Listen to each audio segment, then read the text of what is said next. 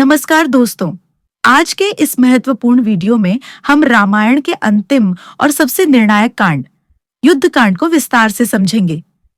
यह कांड केवल एक युद्ध की कथा नहीं है, बल्कि यह धर्म और अधर्म, सत्य और अहंकार तथा न्याय और अन्याय के बीच अंतिम संघर्ष का प्रतीक है। युद्ध कांड में श्री राम की मर्यादा, रावण का अहंकार, हनुमान का पराक्रम, लक्ष्मण की वीरता, विभीषण की धर्मनिष्ठा और अंततः अधर्म पर धर्म की विजय का दिव्य संदेश छिपा है। आइए इस महान कथा को शिक्षक शैली में गहराई से समझते हैं। युद्धकांड का प्रारंभ उस समय होता है जब श्री राम, लक्ष्मण, हनुमान, सुग्रीव और वानर सेना समुद्र तट पर पहुंचते हैं और लंका की ओर बढ़ने का मार्ग खोजते हैं। समुद्र उनकी राह में विशाल बाधा बनकर खड़ा होता है। श्री राम पहले विनम्रता और धर्म का मार्ग अपनाते हुए 3 दिन तक समुद्र देव की आराधना करते हैं, किंतु जब समुद्र देव प्रकट नहीं होते, तब श्री राम का क्रोध भी धर्म के नियंत्रण में रहता है। वे अपने धनुष पर बाण चढ़ाते हैं, जिससे सागर भयभीत होकर प्रकट होता है और नल नील द्वारा सेतु निर्माण का उपाय बताता है। इसके पश्चात वानर सेना विशाल पत्थरों पर राम नाम लिखकर समुद्र में डालती है और अद्भुत राम सेतु का निर्माण होता है। ये सेतु केवल पत्थरों का पुल नहीं, बल्कि भक्ति, विश्वास और सामूहिक प्रयास की शक्ति का प्रतीक बन जाता है। सेतु पार कर वानर सेना लंका पहुंचती है। लंका नगरी अपनी स्वर्णमयी भव्यता के लिए प्रसिद्ध थी, परंतु उसके भीतर अधर्म, अहंकार और अत्याचार का अंधकार छिपा था। इसी समय रावण का भाई विभीषण, जो धर्म और सत्य का पक्षधर था, रावण की नीतियों से असहमत होकर श्री राम की शरण में आता है। कुछ वानर उसके इरादों पर संदेह करते हैं, पर श्री राम शरणागत धर्म का पालन करते हुए विभीषण को स्वीकार करते हैं और उसे भविष्य का लंका नरेश घोषित करते हैं। इससे श्री राम के चरित्र की महानता प्रकट होती है कि वे शत्रु के भाई को भी धर्म के आधार पर अपनाते हैं। युद्ध का प्रारंभ होते ही लंका का आकाश रणभेरी, शंखनाद और अस्त्रों की गर्जना से गूंज उठता है। पहले दिन से ही भीषण युद्ध आरंभ होता है। वानर सेना पर्वत, वृक्ष और शिलाओं से राक्षसों पर प्रहार करती है, जबकि राक्षस सेना मायावी अस्त्रों और घातक हथियारों का प्रयोग करती है। इस युद्ध में अनेक वीर योद्धा अपने पराक्रम का परिचय देते हैं। रावण का पुत्र इंद्रजीत, मेघनाद अपनी मायावी शक्तियों से युद्ध को और भी भयावह बना देता है। वह नागपाश का प्रयोग कर राम और लक्ष्मण को बांध देता है, जिससे वानर सेना शोक में डूब जाती है, परंतु गरुड़ के आगमन से वे नागपाश से मुक्त हो जाते हैं। बाद में इंद्रजीत शक्ति अस्त्र से लक्ष्मण को मूर्छित कर देता है, जिससे पूरे शिविर में हाहाकार मच जाता है। उस समय हनुमान का अद्भुत पराक्रम सामने आता है, जब वे संजीवनी बूटी लाने के लिए द्रोणागिरी पर्वत उठा लाते हैं और लक्ष्मण का जीवन पुनः लौट आता है।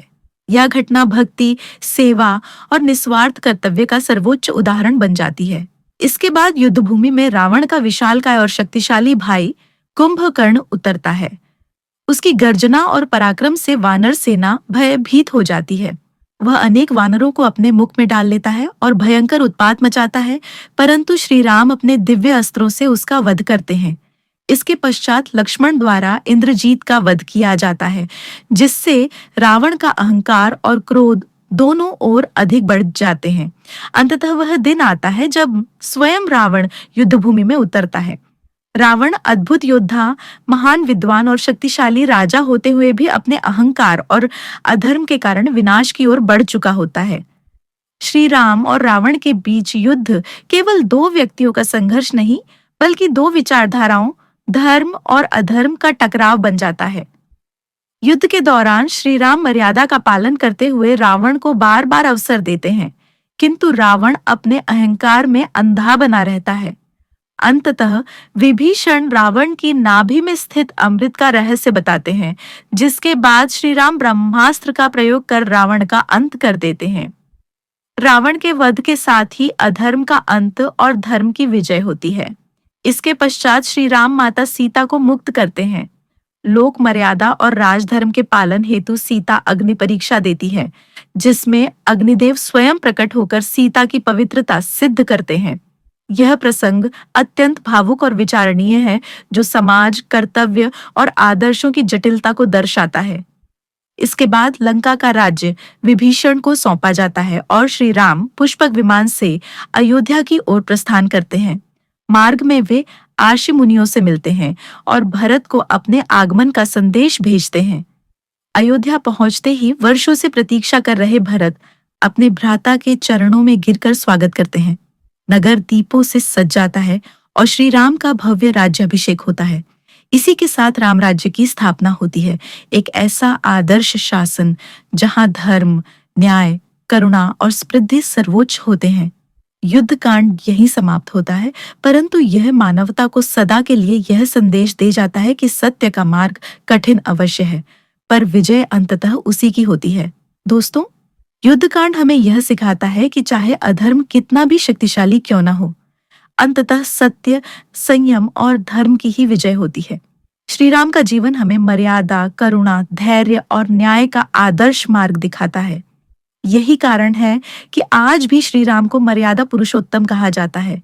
यदि आपको यह व्याख्या पसंद आई हो, तो वीडियो को लाइक करें, चैनल को सब्सक्राइब करें और रामायण के इस दिव्य ज्ञान को दूसरों तक पहुंचाएं।